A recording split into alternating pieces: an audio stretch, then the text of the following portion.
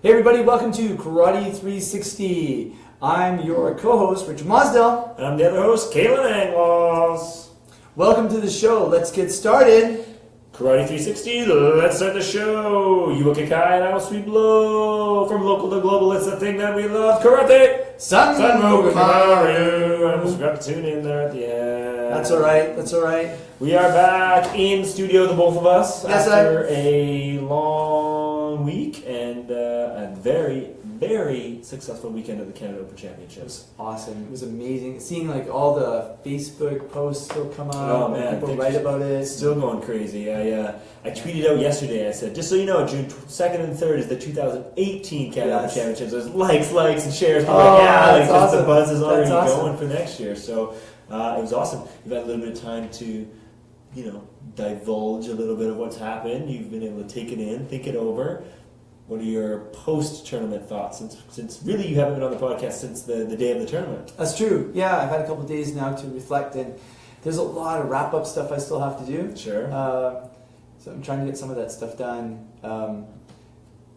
It was just really great to plop it down and get it done.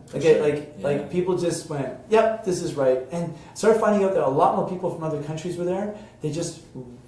They were like here as international students, or they registered through someone's club. So on the registration list, their name came up with a Canada flag. But actually, they were from Malaysia. Oh, really? They were from all over the place. Yeah, there was Okay. actually quite a few different people. So that was fun. And just people who, people hadn't been to a tournament in 10 years, people who had just come from the US Open, just a really wide variety. So it was great. And then I think people really liked the fact they could walk from the hotels to the venue.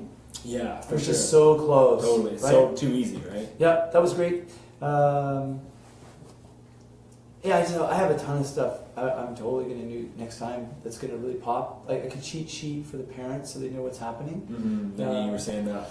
Maybe like a little registration manual or something that says like this is how this is working. Yeah, exactly. I'm still hearing about like stuff that happened. I'm hearing about like the drama and stuff. But the comments are just amazing. Like I haven't had anybody write me go like, we should never hold that again. That was horrible. For sure. Right? No, it was. I think it's going to start attracting, and just the name of it. The name really helps to bring it in. I think the other thing is the venue for this time was really good. Like it was just the right amount of people who could fit in there, just the right amount of space. We kind of did max out the parking, but that's because they held an event that we didn't know that was going on at the same time. So everything was really good. We'll be here for 3 years at the Richmond Olympic Oval. What happens after that, I don't know. Mm-hmm. There's, and some people said, you should get more sponsors, you should get more stuff, and I just want to get a following. Yeah, for just sure. a following of people coming. People to come out. Yeah. I think one of the things I noticed is before the tournament was held, the months coming up before it, there's always people asking like, okay, we're not exactly sure how this is going to run. We're not sure if it's going to be smooth, if it's going to be on time, how many people are going to show up, and then all of a sudden the athlete numbers and the registration numbers were going up. I thought, oh man, there's going to be a lot of people here at this tournament, and hopefully it can still run smoothly, and I think it did, and it was super successful. It did, and now everybody's like, okay, there's no question this Canada Open is going to be a legit high-level tournament, and now everybody's just fired up to go for the next one. Well, I love being an underdog. Like, people always second-guessing me or underestimating me. Yes, yeah. I just love it, right? Ever since I came back. Like, you were gone for 10 years? Well, even when you were there, you said, there being Japan, you said you faced some animosity as Everybody's well. always, I'm lucky I'm like a white guy in North America. Like just work hard and try hard. Work with everybody, and so like to complain about anything is just silly, But people always underestimate you because you just think you're just another one of the numbers that's going by them. Sure. Yeah, I remember when I started the Vancouver Cup, people were like, who started that? Because everyone used to complain there was never enough tournaments in Vancouver. Mm-hmm. There still isn't. There still isn't. Yeah. And so I started one, and in the spring, and they're like, what? That C-level athlete? Did you hear the thing on Gary Vee where he's talking about his new show called Planet of the Apps? I heard it for the first time today. Actually, so it's an Apple. It's an Apple show. Oh, is it? Okay. Okay, and so people are building an app, and they have 1 minute to pitch to will.i.am, the singer, right? Yes, yeah. Jessica Alba. Okay. Gwyneth Paltrow, and Gary Vee. Okay. And so he was saying that all the media press was coming out, and it was like, Planet of the Apps, to be hosted by international superstar Gwyneth Paltrow, international superstar will.i.am, international superstar Jessica Alba, and others. And there's only one more version. I think the best day of my life. I thought he was just on the cover of Entrepreneur magazines. Among others. And I was like, I love that.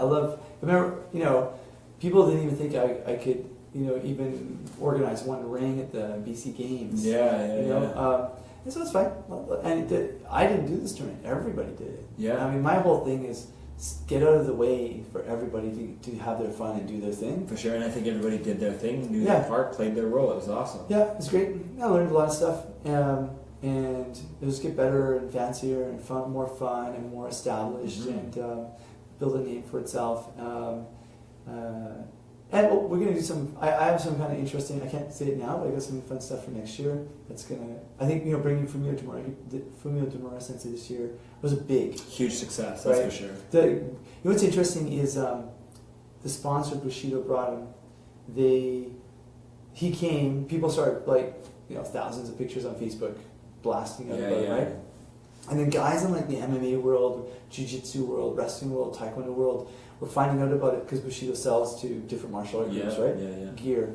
And so they're all coming on Sunday morning waiting for him. Oh yeah, really? Yeah, I saw some of the judo guys showed up. The judo guys knew he was there. Yeah. And so, that's so cool. So we're gonna have some stuff that's gonna pop, and I think an event like this it has to really, everyone says athlete centric, but what it has to do is it has to be everybody centric. Yes. Right? It has to be something that everyone is really going to enjoy. So next year maybe Chuck Norris?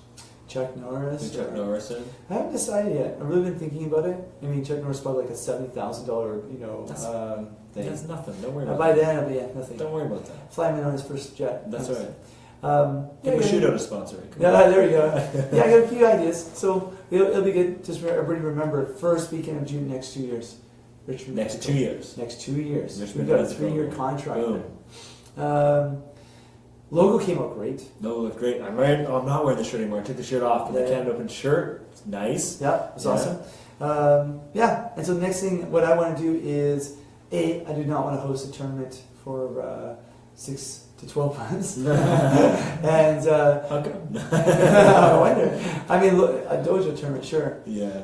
Actually, I know I'm going to end up hosting 2, but I can just see it right now. Sucker for punishment. That's right, glutton for punishment. But actually, that's okay.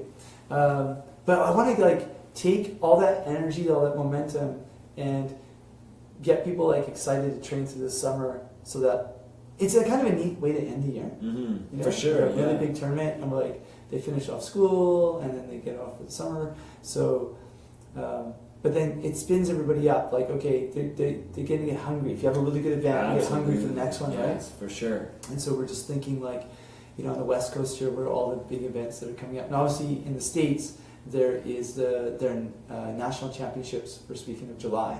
Okay. So that's coming up soon. So I know there's some state qualifiers going on for that. And that's always quite an exciting event. Sure, yeah. Yeah, so onwards and upwards, the karate world, nothing ever stops. Nothing ever stops. Everything just keeps going forward. Exactly. No, it's good. So we're back in studio here at the Karate 360 Podcast. For those of you watching on the Facebook Live, again, thank you for joining in. Absolutely. Thursday nights we do these live, and Monday mornings they come out as the actual episodes. Thanks for Rodney Hobson for jumping in on Saturday too. I just kind of pulled him aside. Oh, perfect. Yeah, it's perfect. I said, hey, new team director, get over here. Oh, absolutely. No, the more people can communicate, the better. We need to be communicating. We need to be sharing. People can't think in a bubble when they get in a silo by themselves. For sure. They have to get out of it. So, no, it was great. And I think, one of the things that we've got going for us is this Olympic sunshine is huge. Yeah, it's absolutely. so much bigger than we realize. Everybody, if you were at the Canada Open, go just email a picture to your local newspaper, and you probably get it in. Yeah, for sure. You'll just probably get it in. Yeah. It's funny because you say that, because in the opening ceremonies, which you can actually see on the Karate 360 Facebook website there, you were making your little opening spiel there, and you said Karate is the newest Olympic sport, and people were sort of, they cheered. Exactly. Energy. That's like everything was a big pop in after that. So absolutely, people are fired up for it, and I think that's almost why, or it certainly helped, but made this tournament so successful, because everybody's just fired up. Exactly. I've been seeing more people say, like, in Canada with ice hockey being popular, in the States, baseball, becoming a professional baseball player or basketball player, whatever. In karate, we don't have a professional league unless you're going to transition to be an MMA fighter. Yes. Right? But now as the Olympic sunshine, you can say, like, there's an Olympic dream for me. We didn't, like in Canada, you could someone between 9 and 14 saying, maybe I can go pro. Like, there's a dream. In karate now, we have that, like, okay, maybe I can go to the Olympics. The Olympics, which is huge. It's huge. And so I'll be talking to parents, we train really hard, they learn a lot, and if they get really good, they can make the BC team to national team to Olympic trials. Like, literally, that's it. Yeah. And a parent looks at me like, wow, I can get a lot out of this. Instead of, like, you come here, your kid's going to get better grades, you're going to interact better with people. Like, those are all byproducts. Yeah, you're going to get that from trying hard in soccer and trying hard in swimming.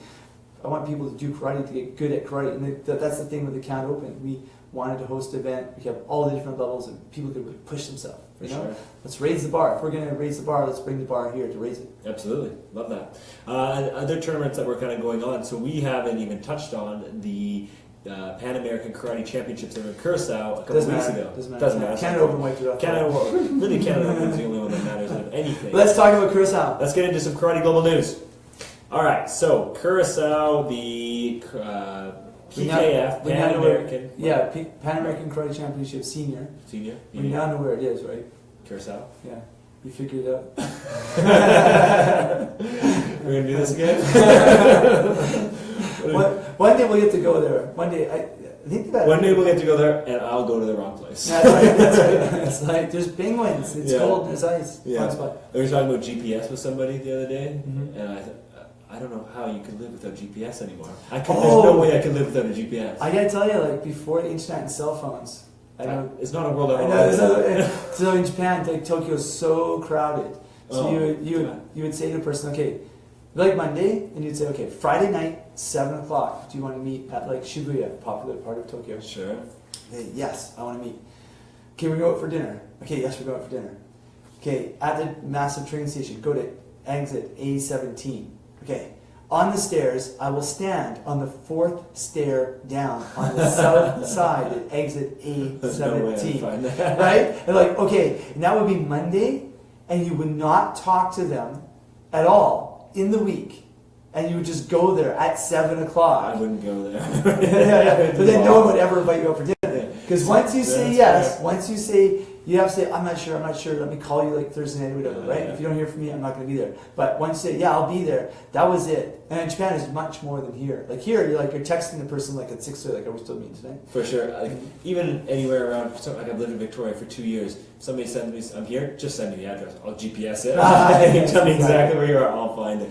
But the Pan American Karate Championships were held in Curacao, and I'm pretty sure Curacao is a Dutch Caribbean island, I'm pretty sure, and I believe it's known for its beaches that are tucked into coves and its expansive coral reefs, rich with marine life, and it is the capital is Williamstead. I'm pretty sure that's it.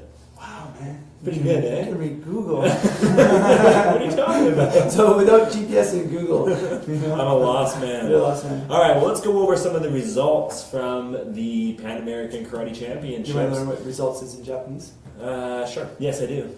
Kekka. Kekka. Taikai no kekka. What's taikai? Taikai is tournament. Okay, so taikai. Taikai no. Taikai no. Kekka. Kekka. Taikai no tekka. Kekka. Kekka. Taikai no kekka. No is a connector. Too many kas and tas and kas and a's. I-U-A-O. That's right. All right, so the results from the PKF Championships. So what we're going to do first is we're going to go over the nation results. We'll tell you who got first, who was down the list in terms of their medal placing, and then we're going to go through the divisions and talk about the actual gold medalists in each division. So first up, the nations at the PKF Championships. Hit me! Okay. The first nation. So look, I've been in the dojo since like 8:30. All right, and it's And right now it's 9 o'clock on a Monday morning. That's People right. are listening. That's right. First in the PKF Championships in Curacao of the nations was Brazil. Gold! 4 gold medals and 3 bronze medals, a total of 8 medals. And of course, you go on points. So by end 4 first place, Brazil's in first. In second was Colombia with 3 gold medals, 4 silver medals, and 2 bronze medals. So actually more overall medals than Brazil. Dominican Republic got third with 3 golds, 1 silver, and 3 bronze. And then from there, it's the U.S. with 8 total medals. Venezuela had 1 gold. Canada got a gold in one of the one of the para divisions, and 3 bronze medals. And then from there, it's Chile, Peru, Mexico, and Cuba. Well, they got 2, 3, 1. Those chumps got Cuba. At least you nothing. can say Trinidad, because at least they got a medal. I didn't even say Trinidad. Argentina got a medal. Costa Rica. Okay, so Brazil, powerhouse, been karate house for a while. Yes, we are aware of that. Yes. Colombia. I think those are gold medals in Kumite. I would expect. Yes. Yeah, that they would probably 4 gold medals in Kumite. Colombia, second place, so really cleaning up in the medals. Conflict country. Yes, conflict country. Well, yeah, Brazil can be a conflict country. So can Colombia. Dominican Republic. The United States is always in conflict. Yeah. Venezuela is in massive conflict right now. Yeah. Canada, well, not so much. We're just cruising. How can you be in conflict with Justin Trudeau at the head of things? I know, right? Everybody's just chill. Whatever. Okay, so how about the athletes? How about the actual results? So let's go through each division. So let's do it this way. Like we said before, you did enough name announcing on this past weekend. I crushed those names. So you crushed in a bad way. can do the division, and I will do the name. All right. So let's start. Let's just start. I'm gonna slide over the camera. Keep this Oh yeah. All right. Blind, visually impaired male. So this is one of the para divisions. In first place from the United States was Sabahudin Trisik. And again, we're going to apologize ahead of time for brutalizing some of these names. Go for it. Female kata. From U.S., Sakura Kokumai. Me, mai, mu, female kumite minus 50. Kumite. Mamu. Dominican Republic, first place, Fabian Ana Villanueva. Female kumite minus 55 kilos. From Brazil, Valerie Kumazaki. Female kumite minus 61 kilos. From Chile, Carolina Videla Toro. Female kumite minus 68 kilos. From the U.S., Ashley Davis. From all those names to Ashley Davis. I can do that one. Female kumite 68 plus kilos. From Colombia, Shani Torres. Female team kata. And the team kata gold medalist was from Colombia. Team Colombia. Female team kumite. And the team kumite champions were from the Dominican Republic. All right. So I think that wraps up the female. Oh no, pardon me. There's still a couple more here. Intellectually impaired female. From Canada, Patricia Wright won the gold medal, and actually the silver medalist went to Canadian athlete Natalie Olson as well. So good job to those 2 women. Intellectually impaired male. Also from Canada, Canada cleaning up.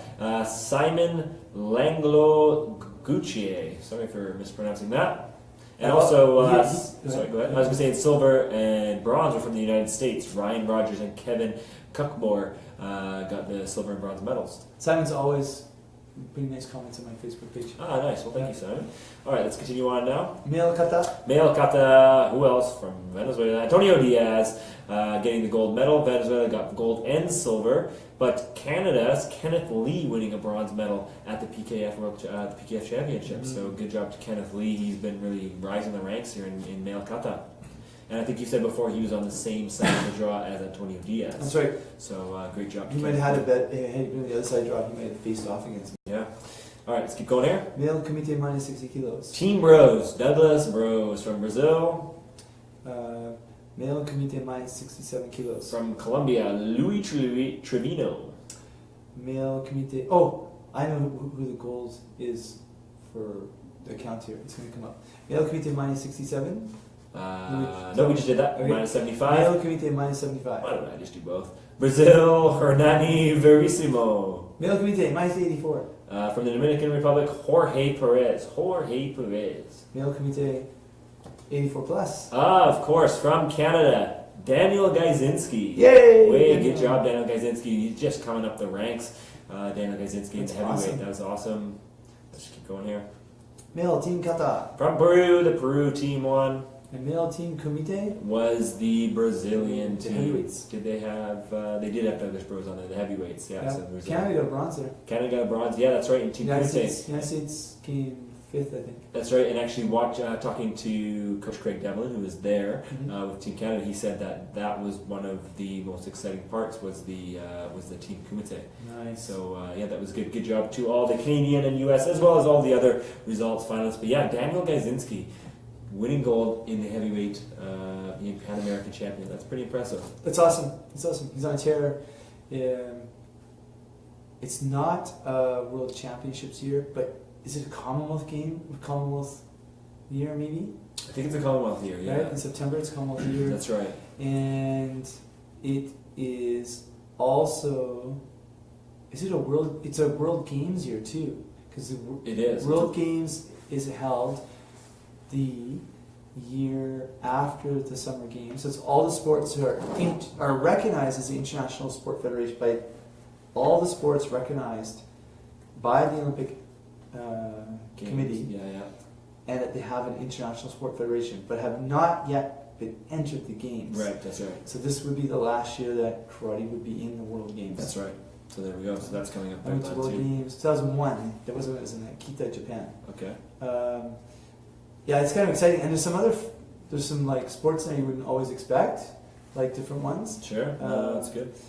I just want to touch on too with the kata athletes there. Kenneth Lee, I ran into Kenneth Lee at the Canada Open. Yes. Gold medalist. Gold medalist. Congratulated. Gold medalist at the Canada Open. Yeah. Congratulated him on his success at the Pan Am as well as in the Canada Open. And he's got all his eyes on Tokyo 2020 right now. So that's what it's all about. So I mean, these Canadian and U.S. athletes are keep climbing the ranks, and yeah, it's working towards something. Good chance. Yeah. No, that's good. So that wraps up our results from the Pan American Championships in Curacao. That was just a couple weeks ago. It's quite a spread of countries, actually, when you look at the country medalist. Yeah, for sure. Yeah. The medals were pretty spread out there. And I was looking at how many people competed. There was quite a few actual athletes. Yeah. Actual athletes? No, I mean, like, there wasn't like 200. Yeah, no, there was lots. 4 or 5 or something like that. No Canada Open numbers, but Hey, Well, yeah. Hey. No, it was pretty cool. And the, obviously it's a really hot country, so people are talking about how hot it was. Sure, yeah, how beautiful it is over there, of course. Exactly. All right, well, now that we know where it is, we can go. Can't wait. There you go. All right, so that's our karate training, that's our karate global news of the week. It's been a long day for both of us, apparently. All right, I'm still firing all cylinders. As usual, let's get into a little bit of technical, tactical training of the week. All right. Go for it. Drawing out your opponent. That's right. This is fun when you do in the dojo. Yes. You know why? And in a tournament when it works. Of course, yeah. Tournament's awesome.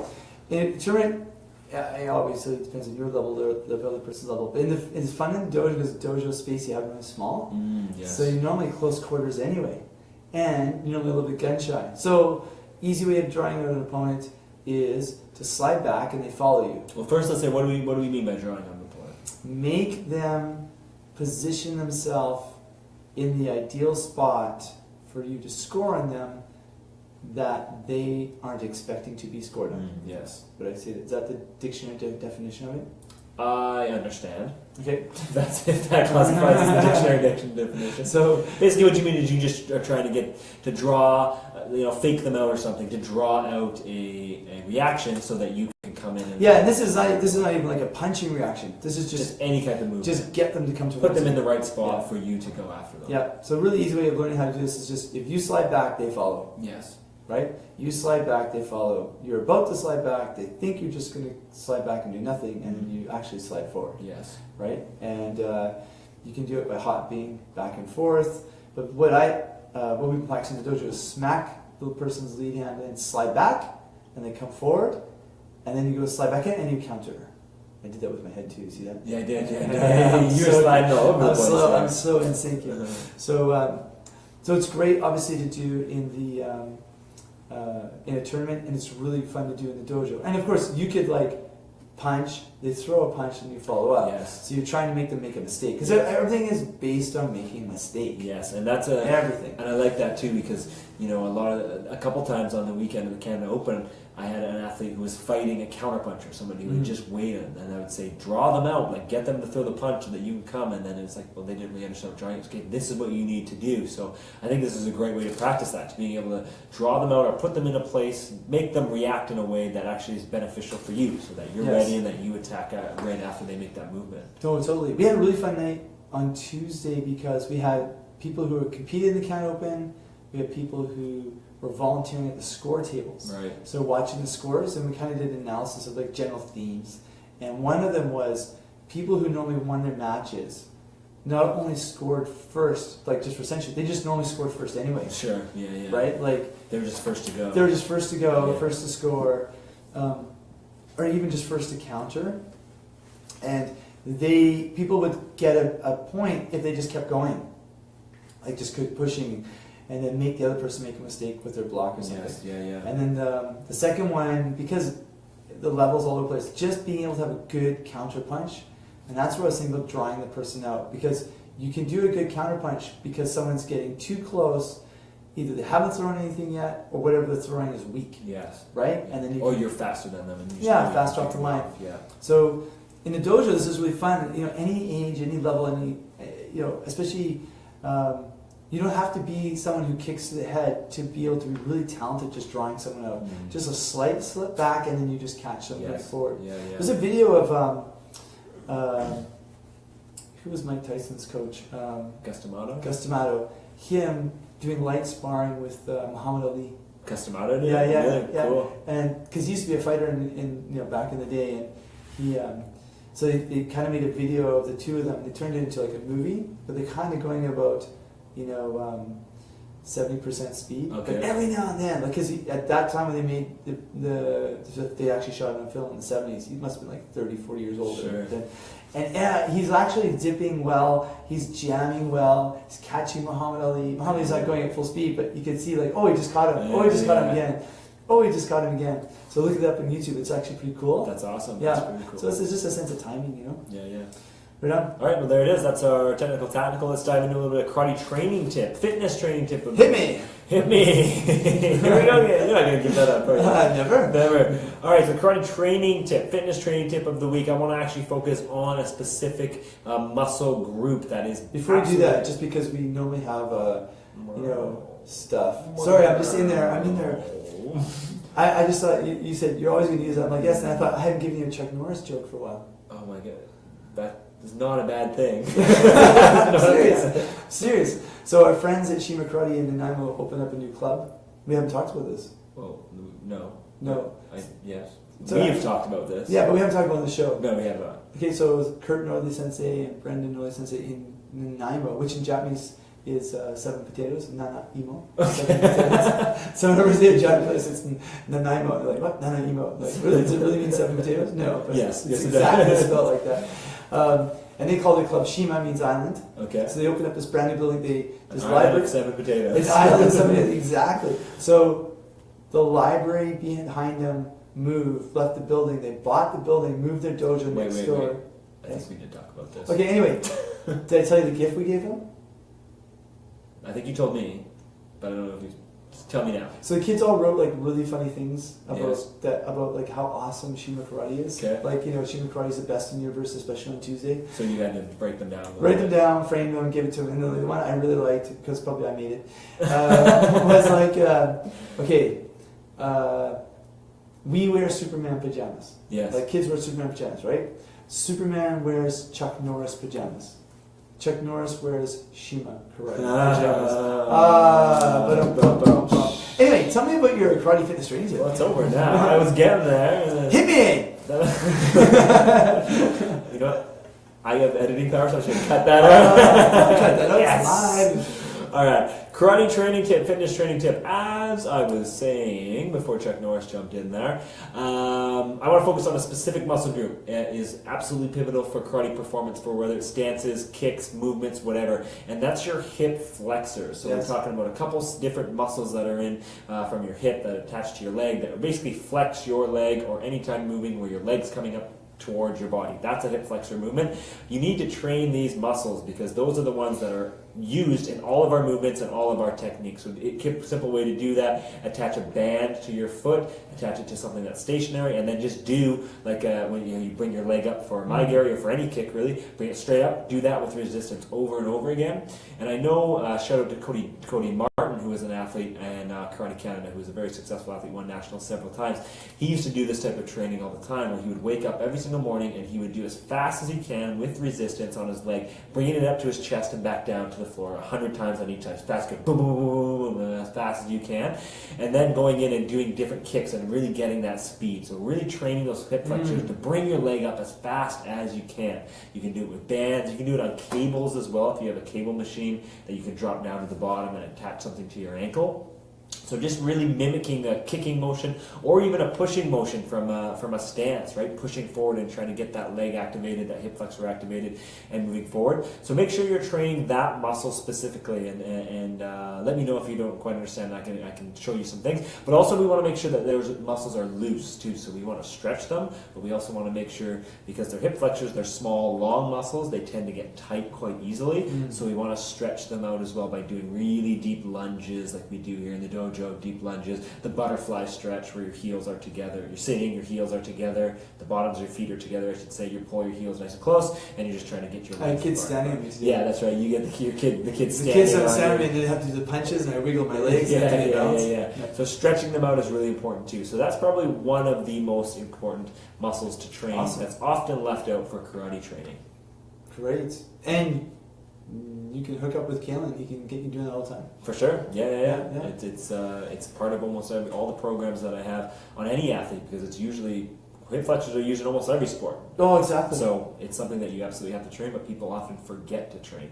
That's awesome. Yeah, I'm going to throw one other thing in there too. So another muscle that most people don't train is their glutes. Glutes. For some reason, women have no problem training their glutes. Yes. Men are afraid of training their glutes. I've been training my glutes like crazy lately. Good. That's why my leg is at like an 85%. Yeah, well, I'm sure you have with some of your rehab stuff for sure. Gotta train your glutes. Absolutely have to train your glutes. Glute bridges, hip thrusts, anything that really gets those. Did you hear the thing what Gary Vee said about doing fitness training? He said like always had the same energy. He did more fit. He started doing fitness training. His energy didn't change. It was always the same.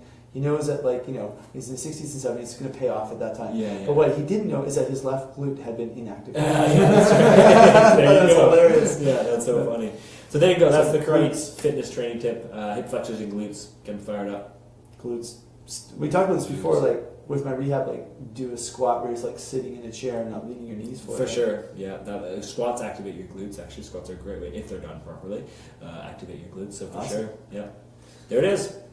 That's fantastic. All right, that pretty much wraps up this episode of the Karate 360 podcast. Hang on. And we don't really have a lot of tournaments coming up for the WKF. There's a little bit of that summer lull. Yeah, well, we'll find out. I think this is a good time to catch up on some really cool stories that have been happening. We got some videos that we want to share with everybody as well. Don't also forget that June 17th, so next week, on this day, actually, we will be recording live on the World Karate Day. Yes. International World Karate Day. International World Karate Day. Yes, which is next Thursday. I have to send them the video of Canada Open. That's right. Yeah. I've actually been talking to the WKF Secretary General Nagoda Sensei. Awesome. Yeah. So I've been sending.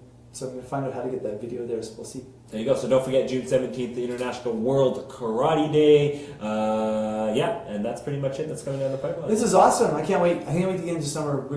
There's a whole bunch of human ninja stories I want to bring up. Awesome. And for all you other people that are kind of getting into summer mode, don't forget to train. I find that people you've got to train. Come back in September sometimes, and they just take a big step back. You got to keep training. Work out. Summer is my favorite time to do karate. It's when you get hot and sweaty and loose and flexible and you heal faster. It's all good. Yeah, for me it was always my favorite time too, because it's like, okay, a lot of these people are going to go take a break and then they're going to come back in September, and it's like when you come back in September, I'm going to be way over. Totally. So use that little motivation to get you fired up and get you going. Train over the summer. We're going to be here every Thursday night on our live, and then Monday mornings these come out. So listen in, join our conversation, send us questions throughout the week, and we will answer them. And you can find us on all our personal social media stuff. Kalen Anglos at all that stuff, and Richard Mosdell at all that stuff. You betcha. That's it. Absolutely. We hit it all. Let's hit it all. All right. Back to the gym. Back to the gym. Let's go. Thank you very much for listening, guys. This is Karate 360 Podcast, and we will talk to you guys next week. Son. Nope, I am. I am Kalen Anglos. I missed it. I'm Richard Mosdell. And San Okubaru. Thank you, bye-bye.